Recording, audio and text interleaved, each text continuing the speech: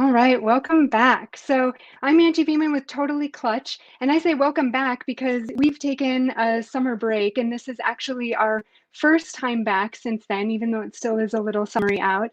But today we're going to be talking about something really, I'm just really excited about this topic. So we're going to be talking about how to reclaim your power, and we have a really special guest with us to talk with us about it. So women have taken kind of a hit, not kind of a hit, they have taken a hit over the last year and a half, right, since the pandemic. And we're also having a moment. So, our voices are being heard in a way that they haven't before. And so this opportunity or this can present itself as an opportunity for us to kind of come back refreshed and really anew, kind of climbing from the ashes, right? And so really it's giving us an opportunity to understand what we truly want and know that it can be ours and actually make that happen. So that's what we're going to be talking about today: how to live the life that you have always dreamed of and live fulfilled in the way that you've craved for so long. So I think my guest today agrees with me on this, and so I want to welcome to the show Duquesa. And Duquesa is a public speaker. She's a published author, and she's also a self-development mentor. And what she does is help women achieve their goals, and big, beautiful, seemingly out of reach goals. And so, really getting you unstuck. So, welcome to the show, Duquesa. Hi, Angie. Thank you so much. I'm privileged to be here and so excited to share with you and to share with your viewing and listening audience. Awesome. Thank you so much. Yeah, I think that we are very lucky to have you here today. And I know that the listeners and those watching will feel the same way. So, Duquesa, do you want to tell us a bit about your background and how you got into the work that you do now? Certainly. Thank you so much, Angie. What I do is help women evolve into the women that they have always dreamt of being, and to step into the authentic lives that call at their hearts.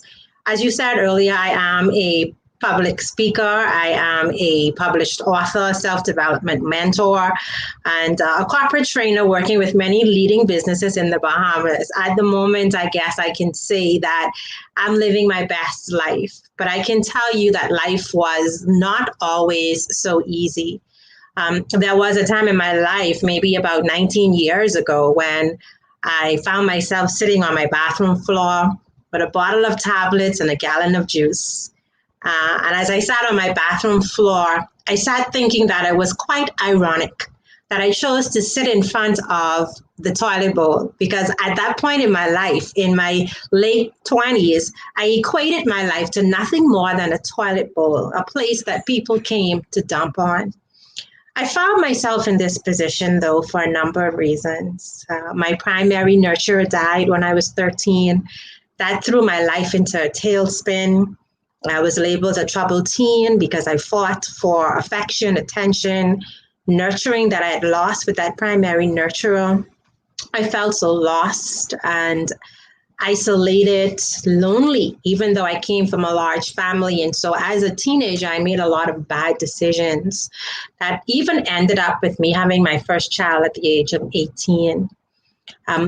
Beyond my teenage years, I had a lot of relationships that just didn't work out, including a first marriage that I felt that I failed at that particular point in time. And there were a number of circumstances that resulted in the failure of that marriage. But being a young mom, at 26, 27 with a 3-year-old and a 5-year-old, I was at rock bottom. And so it was a Saturday and I'd cleaned the house from top to bottom, was pretty pleased with the work that I'd done.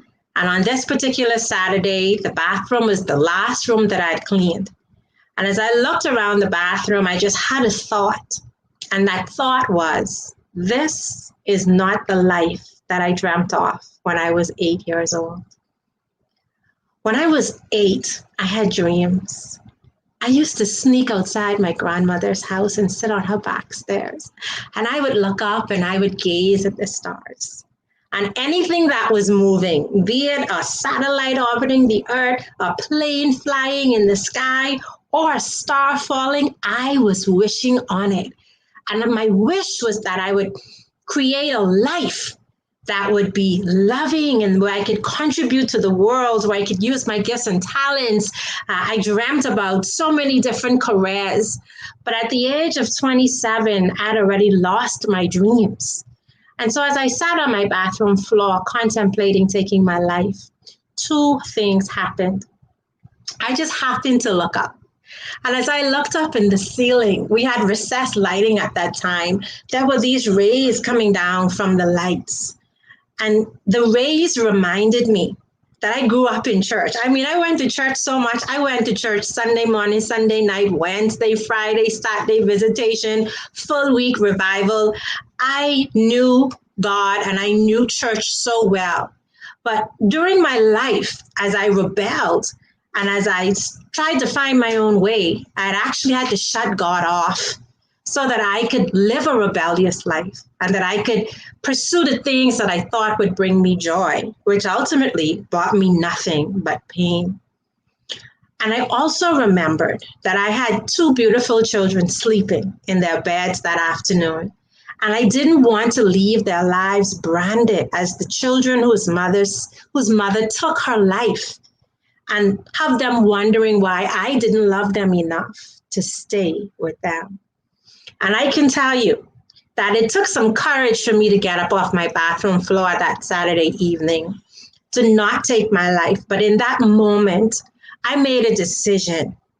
And it was one of the most courageous decisions of my life. I had no idea of how I would make life different for me or my children, but I knew that I had to. And so I made the courageous decision to live. That's an amazing story. Really powerful. Yes. Yeah. Wow. And how lucky for us and your kids that you are still here. Thank you so much. Yeah. So can you tell us about, are the women that you work with predominantly, I mean, well, tell us about them. Like, what do they, where are they in their lives? What do their lives look like?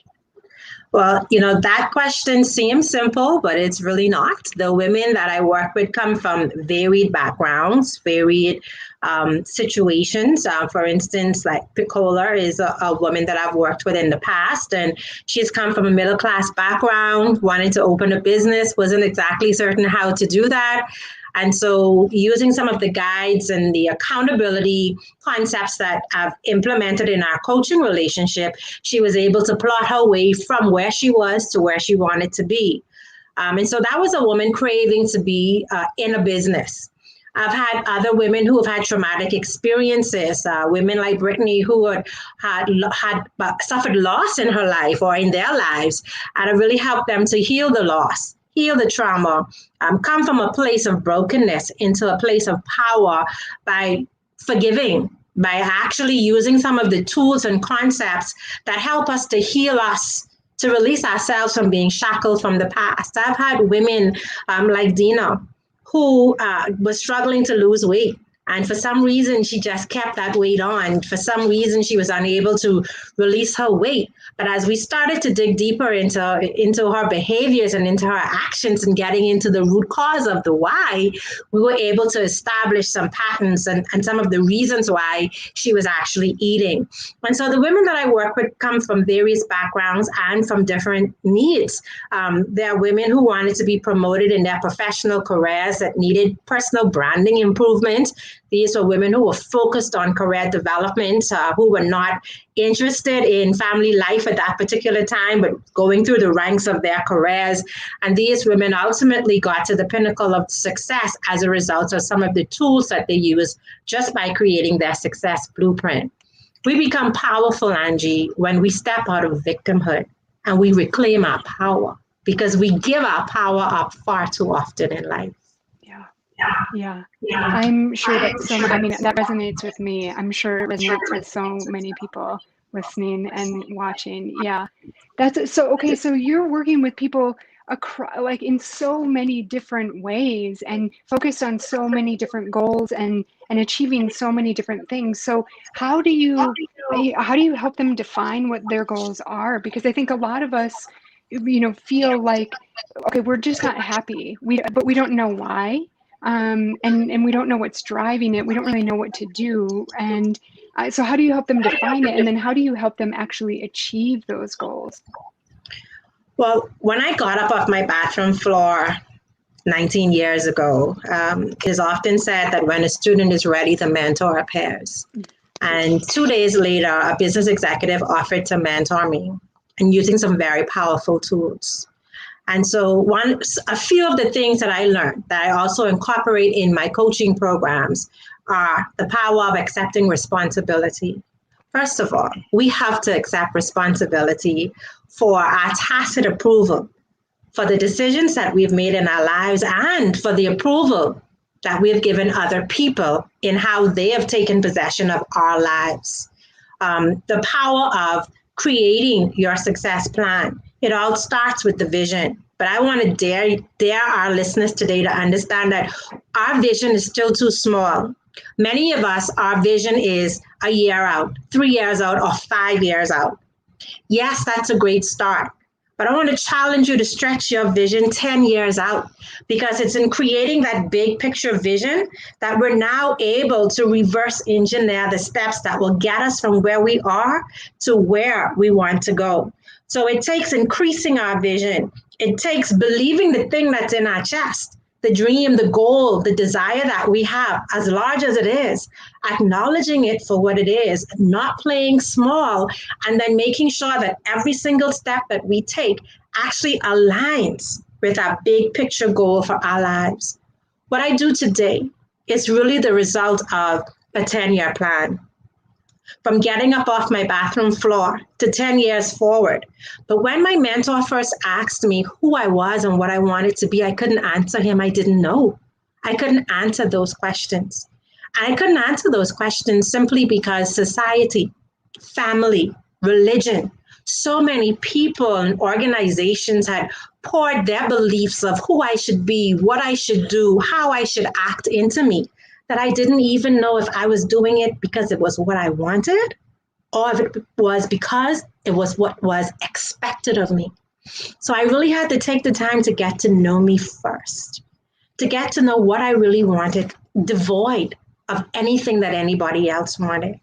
I had to learn forgiveness. It's such an empowering process of the process of reclaiming your power, releasing the shackles that we're imposing on ourselves by holding on to hate, resentment, unforgiveness. We're so filled up with that bitterness that we don't have space inside of us to let our lights emanate, because our light is now covered by the darkness of the things that we're holding on to.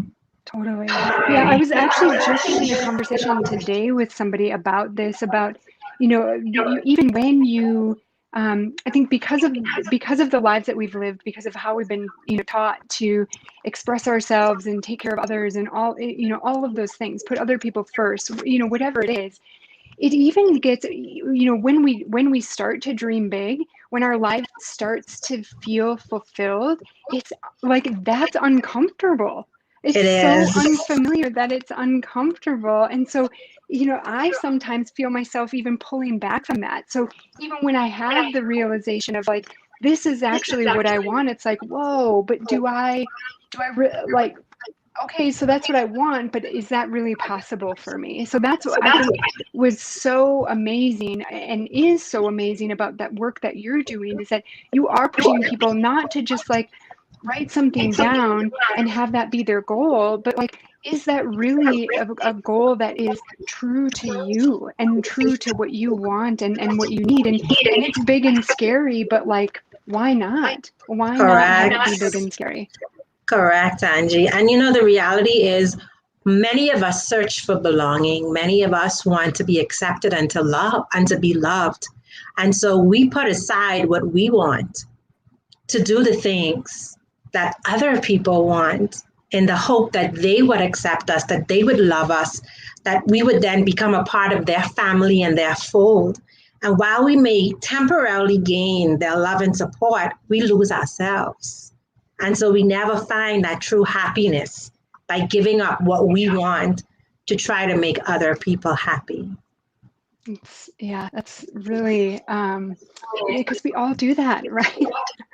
Yes. Yeah. We Yeah, it's all do amazing that. to me that those things, like I think, talking about this stuff and being aware of how it holds us back is, I mean, maybe it's been happening forever. I don't know, but it seems like that's something that we're just starting to be okay with being vulnerable about. And it's amazing to me those things that um we know that they're not serving us. Everybody knows that they're not serving them, and yet we still hold on to them. It's so wild to me. Yes, because the unknown is so scary. We stick to the familiar because we're so Yeah. afraid of what's out there that we don't know. So we stick to comfort. Yes, it takes courage to release that and to step into the big Yeah. unknown. Yes. Yeah. Wow. Yeah. You're totally right. And so, from that standpoint, do you think that it's harder to identify your goals or is it harder to achieve your goals?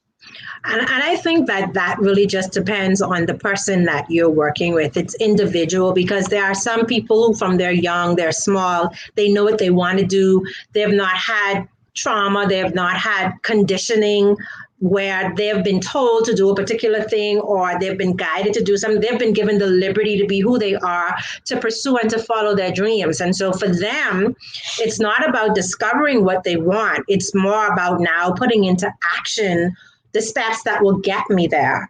For another person, it's about reconditioning. It's about reframing the mind. It's about understanding that it's okay to dream. It's about understanding that you don't need to be a product of your environment, that you could rise above the environment. And so it's in helping that person now discover truly what is it that I want? How do I identify my big dream? And I want to share with you 4 ways that I help them to do that. Either of the spectrum, whether you know what you want or whether you're still trying to discover what you want. And there are 4 questions, ideally. And the first one is we have to identify where we currently are. Introspection is a powerful tool, as is reflection. But many times we stay busy in life and we don't take the time to go inside of us, to see what's driving us, to see what's causing us to make the decisions that we're making, to see our patterns, to identify the patterns so that we can break them. And so I encourage people to first identify where they are and why. Where are you currently? Secondly, I ask them to identify where they want to go. And this is a big one because a lot of times, like me, when I work with my mentor, I was like, I'm not sure. I don't know where I want to go. But the answer is inside of us. It takes a lot of questioning. It takes a lot of thinking, a lot of processing. It goes back to identifying your strengths and your happiness when you're most happy. And so I get my clients to start to really think about where they want to go. If you had a magic wand 10 years from now with no limits, then you can create the life that you want. What would that life look like? And sometimes it takes them 2 months to be able to craft that. And that's okay because there's no timeline. It's not a rush. It's about really getting to the heart of who you are and what's going to bring you happiness.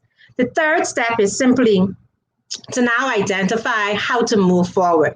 You have taken the time to identify where you are. You have taken the time to identify where you want to go. Now we have to identify how do we get there. A good coach, a good mentor, never tells their student what to do. They always ask the guiding questions. They always ask so that the student themselves can come up with the answer because we believe what we tell ourselves. And so as you ask these questions, they begin to answer. And as they answer, you ask another question and another question just to help them process because we've walked away from processing and thinking. And we go into action without a real good plan. And so after they've done those 3 things, my next step is to hold them accountable to taking those steps. And we have to be willing to consistently put the work in, consistently take steps every day that take us towards our dreams. That's how we reclaim our power, by making sure that what we do today aligns with the future that we've established for ourselves. That's amazing. Okay, so where you are now, where you want to go, and what actions you can take to get there, and then Right. the accountability. Yes. Yeah. Okay. That's great. That's great. And then you have a free tool for people that does that kind of tie all of this together? Okay.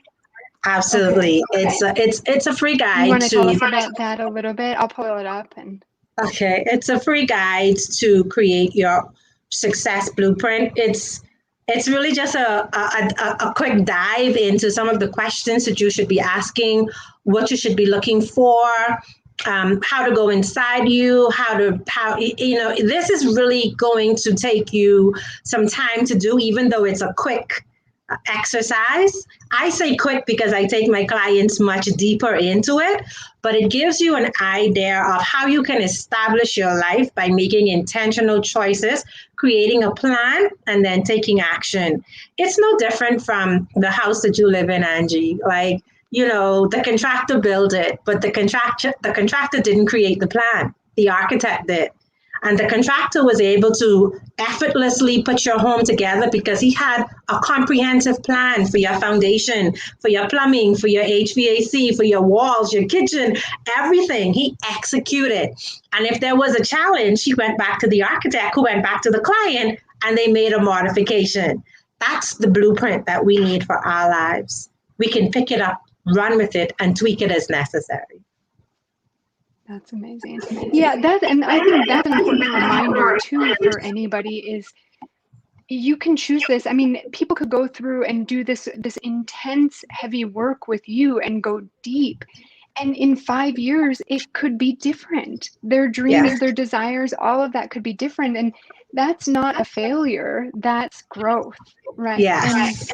I mean, and I guess you said this at the beginning too, that every place that you are, you're there. I don't, you said it so much more beautifully, but basically you're presented these opportunities to learn and grow when you're ready. And all of this is, you're all of this is coming in stages and it is a process, right? Absolutely. But you have to be ready to take the first step. Nothing changes until you change, until your mind says, I've had enough of what's routine. I've had enough of doing things for other people. I'm just having enough of swallowing who I am and what I want. I want something different.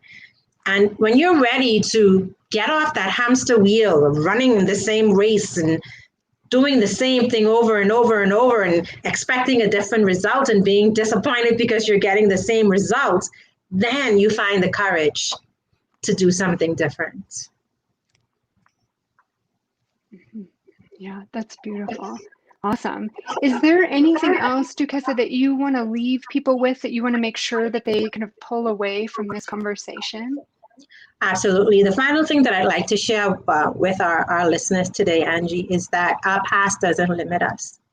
A lot of times, you know, women and men both believe that because they've made mistakes in the past, that their dreams aren't possible. But I'm here today to tell you that your past can really establish you for your future. I was branded a troubled teen. I ran away from home. I acted out. I wasn't the ideal child. I was told that I would never amount to anything.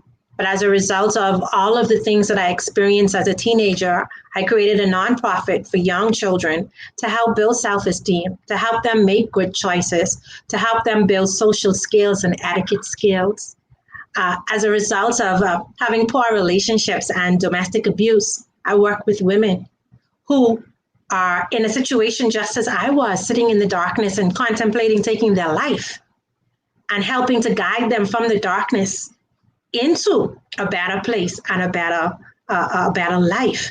And so while it is that we make mistakes in our past, while it is that we've given the wrong people our hearts, while it is that we have sat on jobs that just suck the life out of us, while it is that we have had, you know, relationships with our family members that weren't ideal, while it is that we grew up in homes without two parents, while it is that, you know, we yearn for the love of our fathers, those things don't have to limit us.